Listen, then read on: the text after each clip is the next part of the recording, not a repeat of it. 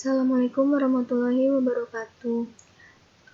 Di sini saya akan menjelaskan perbedaan antara SPT tahunan dengan kasus 3 dalam buku Siti Resmi, edisi 11. Izin memperkenalkan diri, nama saya Maria Natalia Herda. Nama anggota saya ada Dina Farista, Bella Afiati, dan juga Mela Reza. Di sini saya akan menjelaskan SPT tahunan formulir 1770. SPT tahunan PPh wajib pajak orang pribadi formulir 1770 digunakan oleh wajib pajak orang pribadi dengan kriteria 1. Mempunyai penghasilan dari usaha atau pekerja bebas. Di sini yang dimaksudkan usaha atau pekerja bebas itu seperti dokter, pengacara, notaris, atau konsultan. Lalu 2. Mempunyai penghasilan dari 1 atau lebih pemberi kerja. Yang dimaksudkan ini adalah non-pengusaha atau pekerja bebas. Yang ketiga, ada mempunyai penghasilan yang PPh-nya bersifat final atau dikenakan PPh bersifat final. Lalu ada juga memiliki penghasilan dalam negeri lain seperti bunga, royalti, dan sebagainya, atau penghasilan luar negeri. Di sini juga saya akan menjelaskan bagaimana pengisian formulir 1770 ini. Formulir ini dapat digunakan bagi orang yang tidak sama sekali bekerja, dalam artian tidak memiliki penghasilan. Dalam kondisi ini, isikan jumlah 0 pada kolom penghasilan yang tersedia, kemudian disertai dengan lampiran surat pernyataan di atas materai yang menjelaskan bahwa seseorang ini tidak memiliki pekerjaan apapun. Lalu, terdapat perbedaan utama dari formulir 1770, 1770S, serta 1770SS, yaitu terletak pada jumlah penghasilan dan jumlah sumber penghasilannya, yang mana seseorang penghasilan tersebut diterima seseorang. Oke, selanjutnya ada SPT tahunan formulir 1770S yang akan dijelaskan oleh teman saya. Terima kasih. Izin memperkenalkan diri, nama saya Mela Reza. Saya di sini akan mempresentasikan tentang SPT tahunan formulir 1770S. SPT tahunan PPh wajib pajak orang pribadi atau formulir 1770S digunakan oleh wajib pajak orang pribadi dengan kriteria 1. Mempunyai penghasilan selain dari usaha atau pekerjaan bebas dengan jumlah penghasilan bruto lebih dari 60 juta setahun. 2. Pekerjaan dari 1 atau lebih pemberi kerja. 3. Penghasilan dalam negeri lainnya dan luar negeri. 4. Penghasilan yang dikenakan PPh final dan bukan objek pajak. Formulir 1770S digunakan untuk yang memiliki pemasukan lebih dari 60 juta selama satu tahun pajak dari satu jenis pekerjaan. Formulir ini juga digunakan untuk yang memiliki pemasukan dari 2 sumber atau lebih dari 1 tahun pajak yang sama. Selain itu, sumber formulir 1770S juga memiliki 2 jenis file yang harus dilampirkan berdasarkan status pelacakan. Status pekerjaan yang diminta adalah pegawai swasta atau pegawai negeri. Untuk pegawai swasta, formulir yang harus dimiliki adalah formulir 1721A1, sedangkan untuk pegawai negeri adalah formulir 1721A2. Formulir 1770S memiliki struktur yang lebih kompleks dibanding formulir 1770SS karena ada beberapa lampiran yang harus diisi. Penghasilan bruto atau kotor lebih dari 60 juta per tahun diperoleh dari 1 atau lebih pemberi kerja dari dalam negeri seperti bunga, royalti, sewa, atau keuntungan dari penjualan maupun pengalihan harta lain, serta punya penghasilan yang dikenakan PPh final atau bersifat final seperti bunga, deposito, surat berharga, dan lainnya. Pada saat kondisi tertentu, jika wajib pajak pindah tempat kerja, maka perusahaan baru merupakan satu-satunya sumber pembaruan. Maka wajib pajak tetap menggunakan formulir 1770S karena wajib pajak belum memenuhi 1 tahun masa kerja di perusahaan baru tersebut. Walaupun penghasilan wajib pajak kurang dari 60 juta setelah ditotal, maka wajib pajak tetap menggunakan formulir 1770S. Sebelum mengisi SPT tahunan formulir 1770S, wajib pajak perlu menyiapkan beberapa dokumen pendukung seperti 1. Bukti potong 1721A1 untuk pegawai swasta atau 1721A2 untuk pegawai negeri sipil atau PNS. 2. Bukti potong 1721 P11 untuk pemotongan PPh pasal 21 yang bersifat final. 3. Bukti potong PPh pasal 23 untuk penghasilan dari sewa selain tanah dan bangunan. 4. Bukti potong PPh pasal 4 ayat 2 untuk sewa tanah dan bangunan. 5. Daftar penghasilan. 6. Daftar harta seperti buku tabungan, sertifikat tanah atau bangunan, dan utang atau rekening utang. 7. Daftar tanggungan keluarga. 8. Bukti pembayaran zakat atau sumbangan lain. 9. Dokumen terkait lainnya.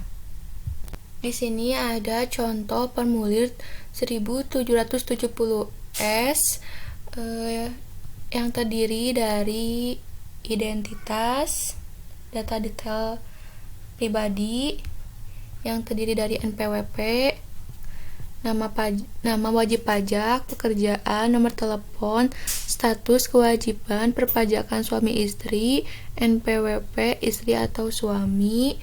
Lalu ada detail pajak yang terdiri dari huruf A, penghasilan neto, yang B, penghasilan kena pajak, yang C, PPh terutang, yang D, kredit pajak, yang E, PPh kurang atau lebih bayar, yang F, angsuran PPh pasal 25 tahun pajak berikutnya, yang terakhir ada lampiran. Sebelumnya, izin memperkenalkan diri. Nama saya Bella Alfiati. Di sini saya akan menjelaskan mengenai SPT tahunan formulir 1770 SS. Di dalam SPT tahunan PPh wajib pajak orang pribadi 1770 SS ini digunakan oleh wajib pajak dengan kriteria yang pertama, mempunyai penghasilan selain dari usaha atau pekerja bebas. Yang kedua, jumlah penghasilan bruto tidak lebih dari 60 juta setahun. Apabila penghasilan bruto lebih dari 60 juta setahun, maka tidak dapat menggunakan SPT tahunan 1770 SS, maka dapat menggunakan SPT tahunan formulir 1770S. Kemudian di sini ada batasan penghasilan bruto meliputi keseluruhan penghasilan selain dari usaha atau pekerja bebas. Penghasilan tersebut dapat dari pekerjaan yang bersumber dari satu atau lebih pemberi kerja dan penghasilan yang bersifat passive income sepanjang penghasilan tersebut bersifat tidak final. Kemudian ada pengecualian dalam penggunaan SPT tahunan 1770 SS, yaitu apabila suami istri mempunyai penghasilan selain dari usaha atau pekerja bebas dengan jumlah penghasilan bruto tidak lebih dari 60 juta setahun, namun memiliki status perpajakan PH atau MT, wajib melaporkan penghasilan dan perhitungan pajak penghasilan dengan menggunakan formulir SPT tahunan PPh orang pribadi 1770S, bukan menggunakan formulir SPT tahunan PPh orang pribadi 1770 SS. Kemudian di sini ada contoh formulir SPT tahunan 1770 SS. Cara pengisiannya yaitu yang pertama, yang kolom A itu ada yang kolom pertama ini ada buat identitas wajib pajak, yaitu diisi dengan nomor pokok wajib pajak atau NPWP dan nama wajib pajak. Itu yang sesuai dengan kartu NPWP. Lalu di kolom selanjutnya yaitu ada kolom A, pajak penghasilan.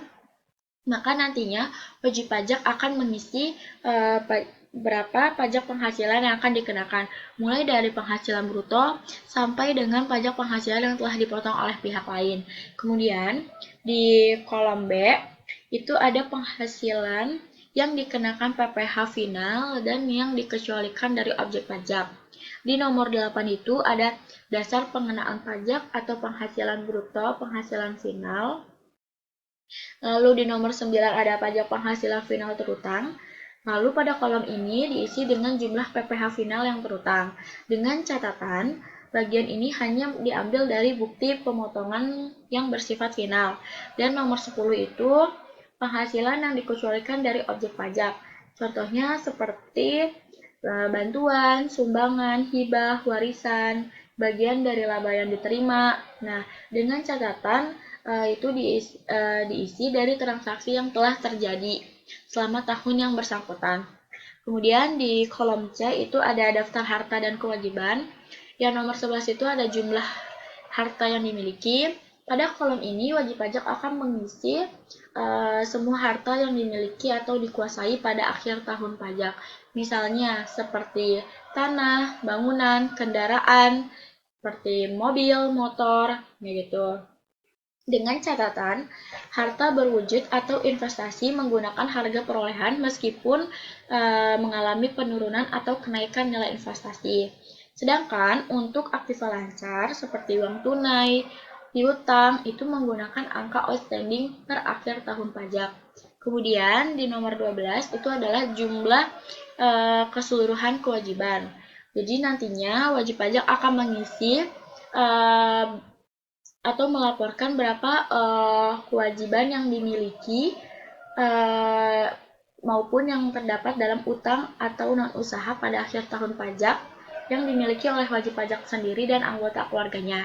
Contohnya seperti pinjaman bank atau koperasi. Kemudian yang selanjutnya di kolom pernyataan itu diisi tanggal pelaporan dan tanda tangannya wajib. Dan bagian ini diisi pada tanggal pelaporan dan tanda tangan wajib pajak atau kuasanya. Assalamualaikum warahmatullahi wabarakatuh. Izin memperkenalkan diri, nama saya Dina Farista. Di sini saya akan menjelaskan kasus 3 pengisian SPT tahunan 1770 SS. Rizky Yogananta adalah wajib pajak dalam negeri dengan NPWP 6869321261800. Beralamat di Jalan Wonokromo nomor 70 Surabaya. Penghasilan, harta, kewajiban, dan informasi lain tahun 2016 sebagai berikut. Yang pertama ada penghasilan berupa gaji atau pegawai tetap PT Hakim Perdana, penghasilan berupa penghargaan, keikutsertaan dalam suatu kegiatan pajak yang dipotong terdapat pada bukti pemotongan. Ketiga, penghasilan berupa dividen, penghasilan berupa bunga simpanan di koperasi, penghasilan berupa royalti, penghasilan berupa beasiswa pendidikan dari tempat kerja disertai dengan surat penugasan studi lanjut sebesar 72 juta setahun. Yang kedua ada harta dan kewajiban, tanah tempat tinggal seluas 500 m persegi dengan harga 500.000 per meter persegi diperoleh pada 2002 pembagian warisan orang tua.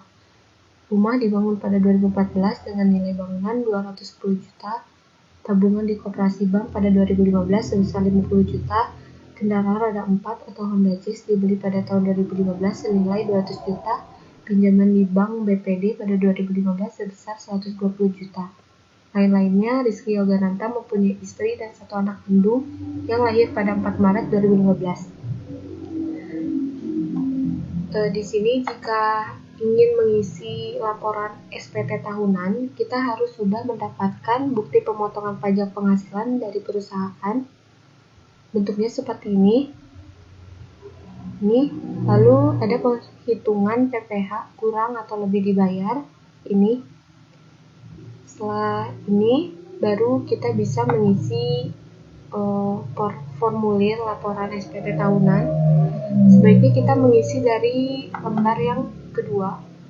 Lebih baiknya diisi dari lembar yang kedua, yaitu mengisi harta dan kewajiban.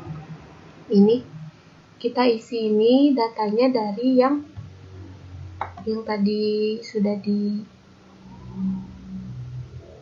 disebutkan. Ini harta dan kewajiban kita masukkan, kita isi di sini. Lalu setelah itu baru lembar pertama ini sama, datanya juga dari sini, dan dari sini. Setelah itu